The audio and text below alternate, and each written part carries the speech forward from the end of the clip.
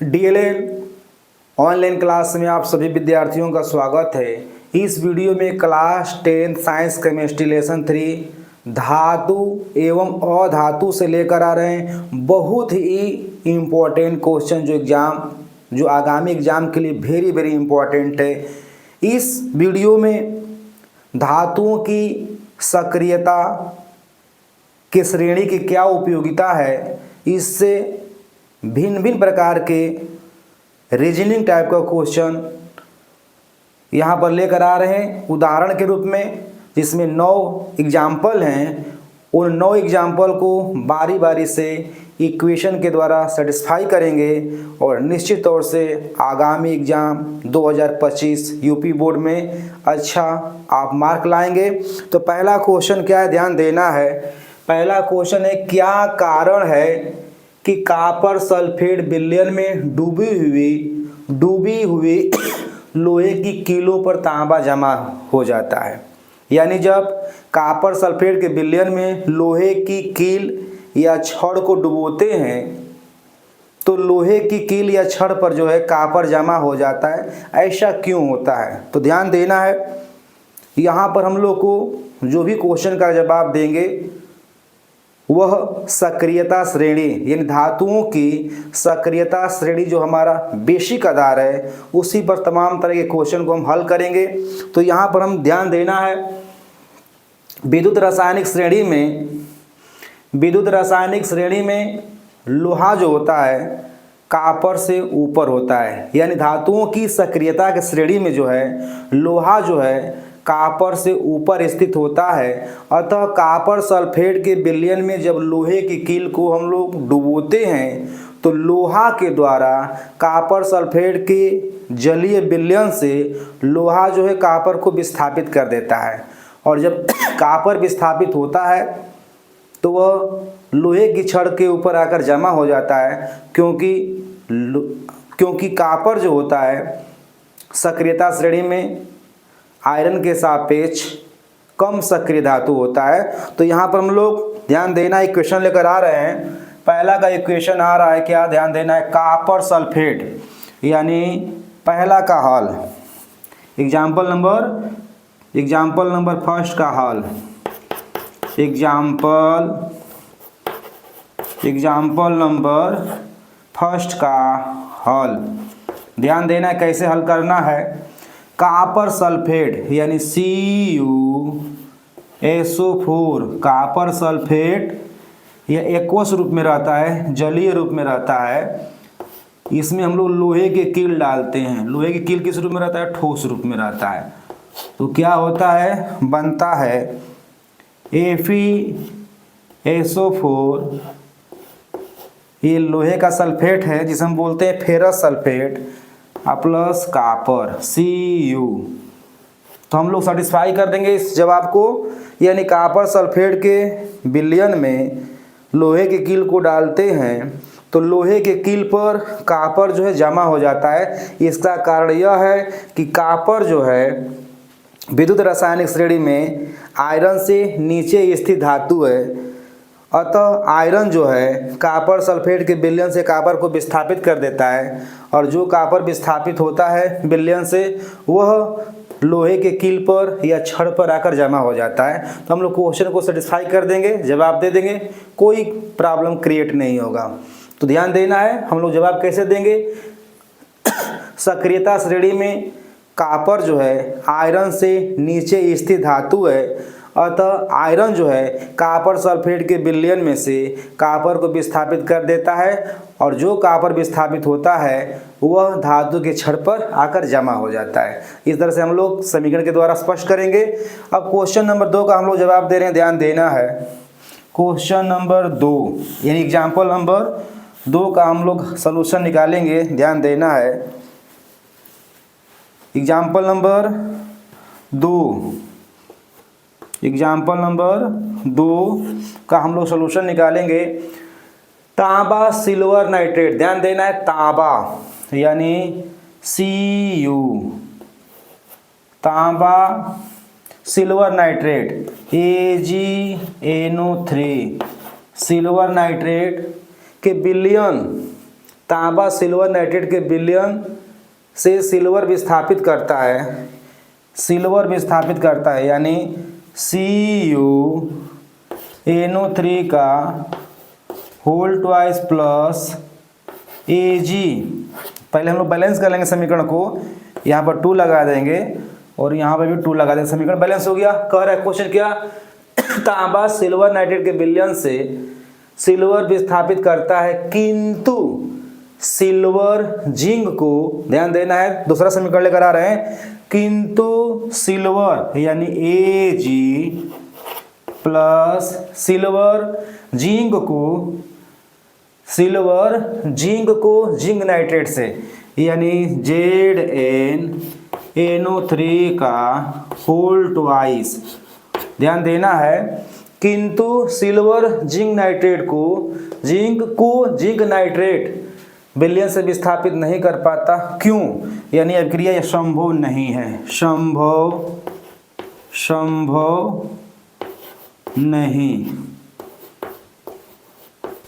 संभव नहीं। अब ध्यान देना है कैसे हम लोग जवाब देंगे। कॉपर विद्युत रासायनिक, ध्यान देना है, कॉपर सक्रियता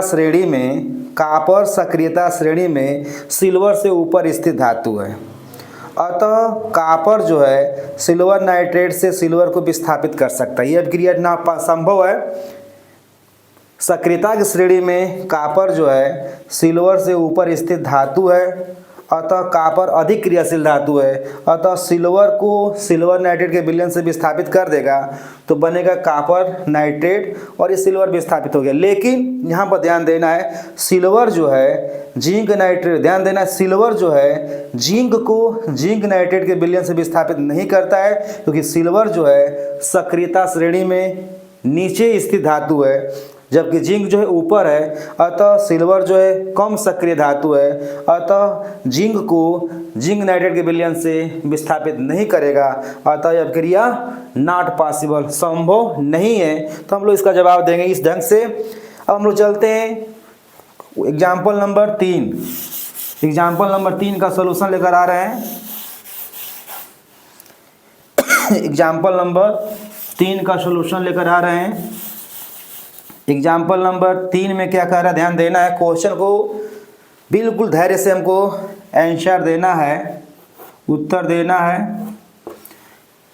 उदाहरण नंबर 3 क्या कह रहा है, निम्नलिखित अभिक्रिया संभव है अथवा नहीं, कारण सही समझाइए। तो ध्यान दे रहे हैं, ध्यान देना है, समीकरण लेकर आ रहे हैं, जिंक नाइट्रेट ZnNO3 का whole twice, zinc nitrate plus 2Ag, तो दाहिने पक्ष में होगा 2AgNO3 silver nitrate plus Zn, यानी यह अभिक्रिया संभव है कि नहीं हमें बताना है। तो ध्यान देना है, जिंक नाइट्रेट और यहाँ पर सिल्वर, तो धातुओं की सक्रियता श्रेणी में सिल्वर जो है जिंक से नीचे स्थित धातु है, अतः नीचे स्थित धातु जो होता है अपने से ऊपर स्थित धातु को लवणों के जलीय विलयन से विस्थापित नहीं कर सकता है, क्योंकि यह दुर्बल धातु है, कम सक्रिय धातु है, अतः सिल्वर जो है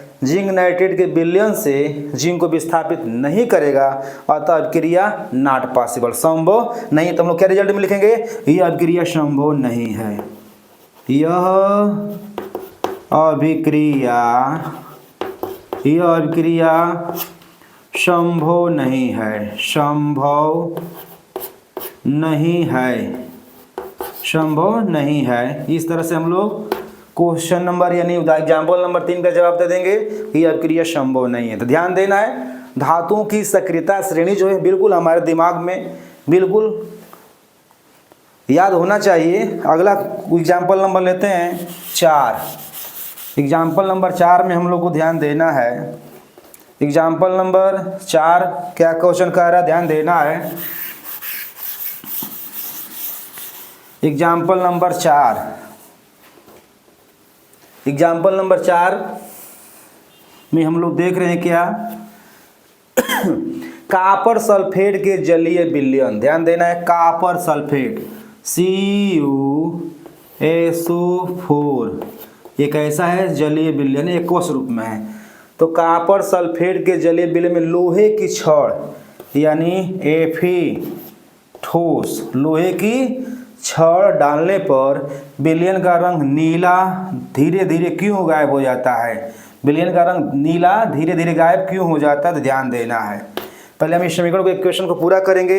कॉपर सल्फेट के जलीय विलयन में आयरन डालेंगे तो विलयन का जो रंग नीला होता है वो गायब क्यों हो जाता है, हमको सेटिस्फाई करना है, उत्तर देना है, जवाब देना है। तो आयरन जो है सक्रियता श्रेणी में कॉपर से ऊपर स्थित धातु है, तो आयरन जो है कॉपर सल्फेट के विलयन से कॉपर को विस्थापित करेगा, और जब कॉपर विस्थापित होगा तो उदासीन हो जाएगा। जो इसके ऊपर 2+ आवेश होता है वो नष्ट हो जाएगा, और जब आवेश नष्ट हो जाएगा तो Cu2+ की वजह से विलयन का रंग नीला था, लेकिन जब Cu का आवेश नष्ट हो जाएगा या उदासीन हो जाएगा तो जो विलयन का रंग नीला था वो गायब हो जाएगा। तो ध्यान देना है, बनेगा क्या यहाँ पे, FeSO4 ferrous sulphate aqueous plus Cu। तो ध्यान देना है, जब तक कॉपर सल्फेट में Cu2+ के रूप में रहेगा तब तक विलयन का रंग नीला रहेगा, लेकिन जहीं लोहे की छड़ डालेंगे तो सक्रियता श्रेणी में लोहा जो है कॉपर से ऊपर स्थित धातु है, यानी अधिक शक्तिशाली धातु है, अधिक क्रियाशील धातु है। अतः आयरन जो है कॉपर सल्फेट के विलयन से कॉपर को विस्थापित करेगा, और जब कॉपर को विस्थापित करेगा तो जो Cu2+ के रूप में रहता है कॉपर सल्फेट में, वह आवेश इसका क्या होगा, नष्ट हो जाएगा, और यह कैसा हो जाएगा, जो विलयन का रंग नीला था तो यहाँ पर Cu उदासीन हो गया, तो Cu के उदासीन होने की वजह से विलयन का रंग क्या होगा, नीला गायब हो जाएगा, यानी विलयन का जो विलयन का रंग नीला था वो गायब हो जाएगा। तो ध्यान से हम लोग इसका जवाब देंगे, कोई हड़बड़ाहट नहीं करना है। अगले क्वेश्चन में चलते हैं, ध्यान देना है, जब तक ये ध्यान देना है कि जब तक Cu के पावर 2+ रहेगा तब तक कैसा रहेगा विलयन का रंग, नीला, ब्लू रंग रहेगा। लेकिन जहीं Cu का आवेश नष्ट हो जाएगा, यानी Cu का आवेश क्या हो जाएगा, नष्ट हो जाएगा, तो ये कैसा हो जाएगा, इसका जो नीला रंग था क्या होगा, गायब हो जाएगा। समझ में आ गया, ध्यान देना है। अगले क्वेश्चन में हम लोग चलते हैं, एग्जाम्पल नंबर 5। एग्जाम्पल नंबर 5 में ध्यान देना है, एग्जाम्पल नंबर 5 में क्या कह रहा है क्वेश्चन, ध्यान से समझना है, हर क्वेश्चन का जवाब बिल्कुल धैर्य से देना है। क्वेश्चन नंबर 5 क्या कह रहा है, चांदी का एक तार कॉपर सल्फेट के विलयन में डुबोया गया। चांदी का तार, ध्यान देना है, Ag का तार, ये ठोस रूप में रहेगा चांदी, चांदी का तार कॉपर सल्फेट यानी CuSO4 एक्वस के विलयन में डुबोया जाता है तथा एक दूसरे बर्तन में, ये मान लीजिए पहला बर्तन है, ध्यान देना है, और ये हम लोग दूसरे बर्तन में क्या ले रहे हैं, ध्यान देना है, दूसरे बर्तन में एक तांबे का तार यानी Cu, तांबे का तार ठोस रूप में रहेगा, प्लस तांबे का तार सिल्वर नाइट्रेट विलयन में डुबोया गया। Silver nitrate AgNO3 silver nitrate aqueous रूप में रहेगा, ये डुबोया गया, ध्यान देना है, डुबोया गया। दोनों बर्तनों में क्या अभिक्रियाएं होंगी, कारण सही समझाइए, ध्यान देना है। अब हम लोग क्वेश्चन का जवाब कैसे देंगे, ध्यान देना है। पहले बर्तन में सिल्वर की तार को कॉपर सल्फेट के विलयन में डुबोया जा रहा है, जबकि दूसरे बर्तन में जो है कॉपर की तार को सिल्वर नाइट्रेट के विलयन में डुबोया जा रहा है। तो क्या होगा, दोनों बर्तन में हम धैर्य से जवाब देंगे, कैसे देंगे, ध्यान देना है। सिल्वर कॉपर सल्फेट यानी सिल्वर जो है कॉपर से सक्रियता श्रेणी में क्या है, नीचे स्थित धातु है, तो सिल्वर जो है कॉपर सल्फेट के विलयन से कॉपर को विस्थापित नहीं कर पाएगा, यानी पहले बर्तन में अभिक्रिया नहीं होगा, कोई परिवर्तन देखने को नहीं मिलेगा, क्योंकि सिल्वर जो है सक्रियता श्रेणी में कॉपर से नीचे स्थित धातु है। अतः सिल्वर जो है कॉपर सल्फेट के विलयन से कॉपर को विस्थापित नहीं कर पाएगा, अतः अभिक्रिया संभव नहीं है, यानी पहले बर्तन में कोई परिवर्तन नहीं होगा। पहले बर्तन में कोई परिवर्तन नहीं,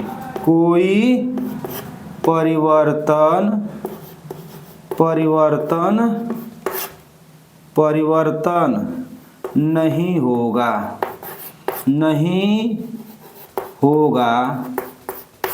नहीं होगा क्योंकि अभिक्रिया संभव नहीं है, क्योंकि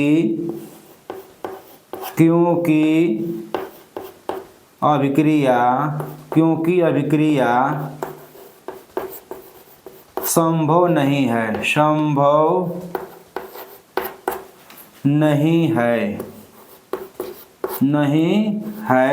हम लोग जवाब देंगे ध्यान से। अगला क्वेश्चन इसी में दूसरे बर्तन में क्या होगा, कॉपर सिल्वर नाइट्रेट से जब क्रिया करेगा, यानी जब कॉपर की तार को सिल्वर नाइट्रेट के विलयन में डालेंगे तो अब कॉपर जो है सिल्वर से क्या है, सक्रियता श्रेणी में ऊपर स्थित धातु है, यानी कॉपर जो है सिल्वर के सापेक्ष अधिक क्रियाशील धातु है, अतः कॉपर जो है सिल्वर नाइट्रेट से सिल्वर को विस्थापित कर देगा।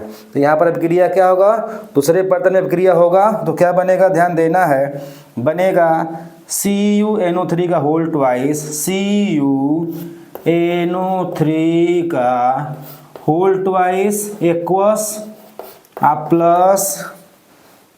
Plus Ag 2Ag। हम लोग बैलेंस कर लेंगे समीकरण को, यहाँ पर 2 लगा देंगे तो बैलेंस हो जाएगा।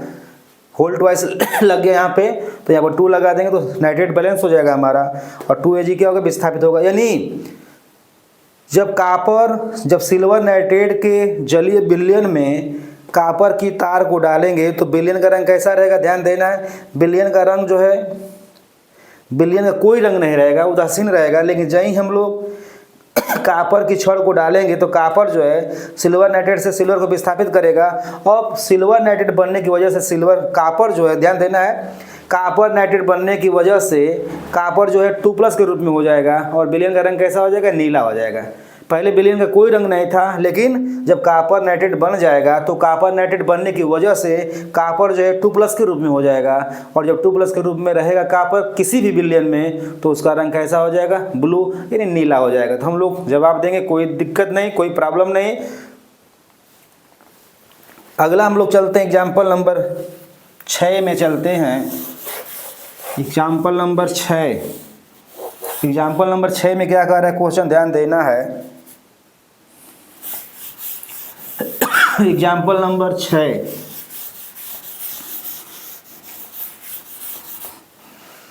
एग्जाम्पल नंबर 6 में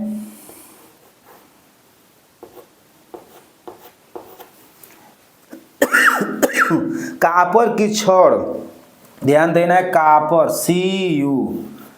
कॉपर छड़ रहेगा किस रूप में, ठोस रूप में रहेगा। कॉपर की छड़ की silver nitrate AgNO3 silver nitrate aqueous रूप में रहेगा, जलीय रूप में। तो कॉपर की छड़ को सिल्वर नाइट्रेट विलयन में डालने पर कुछ समय बाद विलयन का रंग नीला क्यों हो जाता है, ध्यान देना है, नीला हो जाता है। यहाँ पर कलरलेस यानी इधर रंगहीन विलयन है। जब बनेगा कॉपर नाइट्रेट यानी CuNO3 का होल ट्वाइस, तो कैसा रंग आएगा, ब्लू आ जाएगा, और प्लस 2Ag।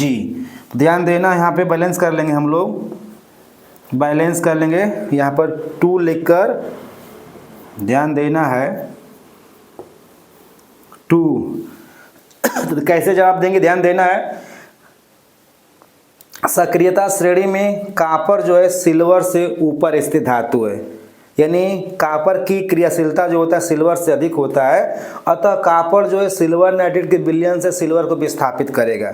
तो जब सिल्वर नाइट्रेट से कॉपर सिल्वर को विस्थापित करेगा तो कॉपर इधर जो है कोई रंग नहीं है विलयन का, लेकिन जब बनेगा कॉपर नाइट्रेट तो कॉपर नाइट्रेट में कॉपर जो है Cu2+ के रूप में हो जाएगा, और जब Cu2+ के रूप में रहेगा तो उस विलयन का रंग कैसा आ जाएगा, नीला आ जाएगा। तो इस तरह से हम लोग जवाब दे देंगे कि सिल्वर जो है सक्रियता श्रेणी में कॉपर से नीचे स्थित धातु है, अतः कॉपर जो है सिल्वर नाइट्रेट के जलीय विलयन से क्रिया करके सिल्वर को विस्थापित कर देगा और कॉपर नाइट्रेट बनेगा। तो कॉपर नाइट्रेट बनने की वजह से कॉपर जो होता है Cu2+ अवस्था में आ जाता है, अतः विलयन का रंग चेंज हो जाता है। कैसा आता है? नीला आ जाता है। तो ध्यान देना है। अगला हम लोग क्वेश्चन जवाब देंगे, कैसे ध्यान देना है। उदाहरण नंबर लेते हैं 7। एग्जाम्पल नंबर 7 लेंगे। एग्जाम्पल नंबर 7 में क्या कर रहा है, ध्यान देना है। एग्जाम्पल नंबर 7, लोहे पर निम्नलिखित धातुओं में से किनकी परत चढ़ाई जा सकती है और क्यों? तो ध्यान देना है, लोहे पर निम्नलिखित धातुओं में से किसकी या किनकी परत चढ़ाई जा सकती है और क्यों? ध्यान देना है। यहाँ पर धातुओं का लिस्ट में ले लेते हैं। मान लीजिए कॉपर, सिल्वर ले लेते हैं। यहाँ पर ध्यान देना है, यहाँ पर धातु ले लेते हैं हम लोग। क्यों? कॉपर, सिल्वर, Ag और मैग्नीशियम। ध्यान देना है, क्वेश्चन मिस हुआ है लेकिन हम लोग मान लेते हैं कि लोहे पर निम्नलिखित धातुओं में से, यहाँ पर मान लीजिए दिया गया है कॉपर, सिल्वर और मैग्नीशियम दिया गया है। तो इन धातुओं में से किन धातुओं का जो है हम लोग परत लोहे पर चढ़ा सकते हैं और क्यों? तो ध्यान देना है, यहाँ पर लोहे यानी सक्रियता श्रेणी में कॉपर और सिल्वर जो होते हैं, चाहे जिंक जो भी होगा, कॉपर, ध्यान देना, कॉपर सिल्वर जो है सक्रियता श्रेणी में लोहे से नीचे स्थित धातु हैं। लोहे से नीचे स्थित धातु यानी कि इनकी क्रियाशीलता जो होता है बहुत कम होता है। अतः इन दोनों धातुओं का हम लोग लोहे के ऊपर परत चढ़ा सकते हैं। लेकिन मैग्नीशियम जो होता है सक्रियता श्रेणी में आयरन से ऊपर स्थित होता है, अधिक शक्तिशाली या क्रियाशील धातु है, अतः मैग्नीशियम की परत हम लोहे पर नहीं चढ़ा सकते हैं। तो ध्यान देना है, यानी कॉपर और सिल्वर इन दो धातुओं का हम लोग लोहे के ऊपर परत चढ़ा सकते हैं और हम समीकरण के द्वारा यहाँ पर स्पष्ट कर रहे हैं। ध्यान देना है, ये हम लोग देते हैं, ध्यान देना है, कॉपर सल्फेट लेते हैं। Copper CuSO4 copper sulphate plus Fe, तो आयरन जो है कॉपर को विस्थापित करेगा तो बनेगा FeSO4 प्लस Cu। तो जो Cu विस्थापित होगा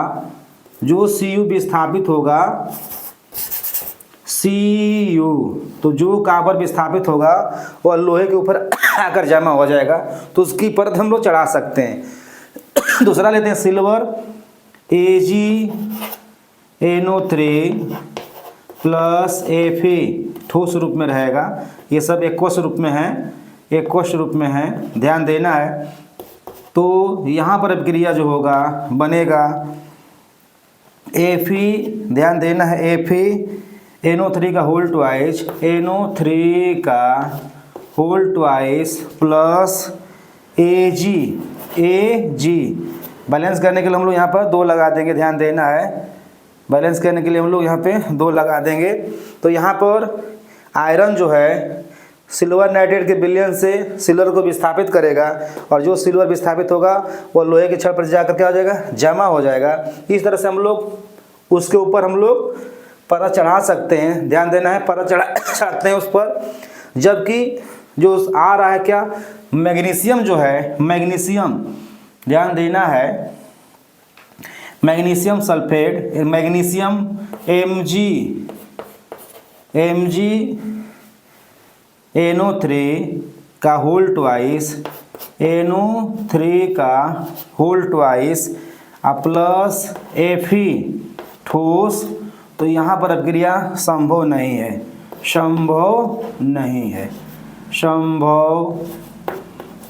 है। तो जब अभिक्रिया होगा नहीं तो यहाँ आयरन जो है मैग्नीशियम नाइट्रेट से मैग्नीशियम को विस्थापित नहीं कर पाएगा, अतः आयरन के ऊपर मैग्नीशियम का हम लोग परत नहीं चढ़ा सकते हैं कि मैग्नीशियम जो है सक्रियता श्रेणी में आयरन से क्या है, ऊपर स्थित धातु। इस तरह से हम लोग जवाब दे लेंगे। अगला क्वेश्चन में हम चलते हैं, ध्यान देना है। अगला क्वेश्चन है क्वेश्चन नंबर 8 में क्या है, ध्यान देना है। Question number 8, question number 8, question number 8 में निम्नलिखित अभिक्रिया संभव है या नहीं, कारण सही समझाइए।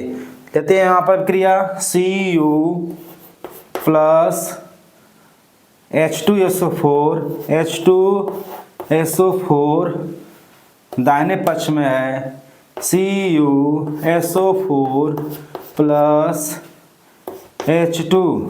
तो ध्यान देना है, कह रहा है कि यह अभिक्रिया संभव है कि नहीं बताना है, समझाना है। कैसे समझाएंगे, सेटिस्फाई करेंगे, ध्यान देना है।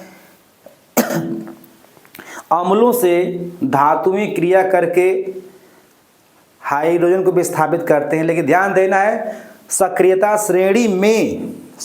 श्रेणी में जो धातुएं हाइड्रोजन से ऊपर स्थित होते हैं वही धातु जो हैं अम्लों से क्रिया करके हाइड्रोजन को विस्थापित करेंगे, लेकिन हाइड्रोजन से जो नीचे स्थित धातु हैं वे सब धातुएं अम्लों से क्रिया करके हाइड्रोजन को विस्थापित नहीं करेंगे। तो यहाँ पर हम लोग आते हैं, ध्यान देना है, कॉपर जो है सक्रियता श्रेणी में हाइड्रोजन से नीचे स्थित धातु है, अतः कॉपर जो है H2SO4 यानी सल्फ्यूरिक अम्ल से H2 को विस्थापित नहीं करेगा, अतः यह अभिक्रिया संभव नहीं है।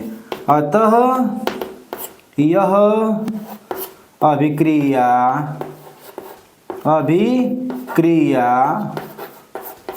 संभव नहीं है, संभव नहीं है। हम लोग सेटिस्फाई कर लेंगे, शब्दों को बढ़ाकर सेटिस्फाई कर लेंगे कि कॉपर जो है विद्युत रासायनिक श्रेणी में, कॉपर जो है सक्रियता की श्रेणी में हाइड्रोजन से नीचे स्थित धातु है, और हाइड्रोजन से नीचे स्थित धातु जो होते हैं अम्लों से क्रिया करके हाइड्रोजन को विस्थापित नहीं करते हैं, अतः यह क्रिया संभव नहीं है। सेटिस्फाई कर देंगे जवाब। अगला क्वेश्चन चलते हैं, last example number 9। Example number 9 में हम लोग क्या करना है, ध्यान देना है। एग्जाम्पल नंबर 9, एग्जाम्पल नंबर 9 में लेंगे हम लोग, ध्यान देना है, सोडियम साधारण ताप पर पानी से क्रिया करता है, यानी सोडियम, ध्यान देना है, सोडियम Na, सोडियम साधारण ताप मतलब होता है 25 डिग्री सेंटीग्रेड या कमरे के ताप पर जल से क्रिया करता है, यानी H2O से क्रिया करता है, तो बनता है 2NaOH प्लस H2 गैस बनकर निकल जाता है। समीकरण को बैलेंस कर लेंगे हम लोग यहाँ पे 2। अब ध्यान देना है, जबकि मैग्नीशियम पानी से क्रिया करता है, जबकि मैग्नीशियम गर्म पानी से क्रिया करता है। लेते हैं यहाँ पर भी समीकरण, मैग्नीशियम Mg प्लस H2O, यहाँ पर भी ले लगा लेंगे हम 2, तो बनेगा MgOH का whole twice plus H2 gas. अब हम कैसे जवाब देंगे, ध्यान देना है यहाँ पे, सोडियम जो है सक्रियता श्रेणी में ऊपर स्थित धातु है, यानी सोडियम जो है पोटेशियम के बाद ही आता है सक्रियता श्रेणी में, पोटेशियम के बाद सोडियम का ही स्थान है। तो सोडियम जो है बहुत क्रियाशील धातु है, अधिक क्रियाशील धातु होने की वजह से, या अधिक जो अधिक क्रियाशील धातु होते हैं वे ठंडे जल से क्रिया करके हाइड्रोजन को विस्थापित करते हैं और हाइड्रोक्साइड बनाते हैं धातुओं का। लेकिन जो धातुएं, ध्यान देना है, सक्रियता श्रेणी में नीचे हैं, मतलब जैसे जैसे हम लोग सक्रियता श्रेणी में ऊपर से नीचे जाते हैं तो धातुओं की सक्रियता भी क्या होता है या क्रियाशीलता क्या होता है, घटता जाता है। तो मैग्नीशियम जो है विद्युत रासायनिक सक्रियता श्रेणी में जो है मैग्नीशियम जो है नीचे स्थित है, यानी पोटेशियम, सोडियम, कैल्शियम के बाद मैग्नीशियम आता है। अतः नीचे जो स्थित धातुएं हैं वे ठंडे जल से क्रिया नहीं करते हैं, वे गर्म जल से करते हैं। तो यहाँ पर हमको ध्यान करना है, हीट करना पड़ेगा। क्या करना पड़ेगा, हीट करेंगे तब मैग्नीशियम जाकर जल से H2 को गैस के रूप में विस्थापित करेगा, नहीं तो अब क्रिया नहीं होगा। तो ध्यान देना है, हम लोग जवाब देंगे कि साधारण ताप पर पानी से क्रिया करता है, यानी सोडियम साधारण ताप पर पानी से क्रिया करता है क्योंकि सक्रियता श्रेणी में सोडियम धातु जो है ऊपर स्थित धातु है, अतः ठंडे जल से ही क्रिया करके H2 स्थापित करता है। जबकि मैग्नीशियम जो होता है सक्रियता श्रेणी में सोडियम कैल्शियम के बाद आने वाला तत्व है, अतः यह गर्म जल से क्रिया करके H2 को विस्थापित करता है। इस तरह से हमारे तमाम तरह के एग्जाम्पल जो सक्रियता श्रेणी जो दिया गया है धातुओं का, उसका हम लोग निश्चित तरह से कोई भी जवाब अगर आता है, कोई भी क्वेश्चन आता है तो हम लोग उसका जवाब देंगे। लेकिन हमको ये ध्यान देना है, हमको ये सीरीज याद करना है, इस सीरीज से हम लोग चलेंगे, ध्यान देना है। यहाँ पर हम बता दे रहे एक बार फिर, पिछले वीडियो में हम बताए थे, लेकिन हम लोग यहाँ पर जो धातुओं की सक्रियता की श्रेणी है याद रखना है। धातुओं, ध्यान देना है, धातुओं की सक्रियता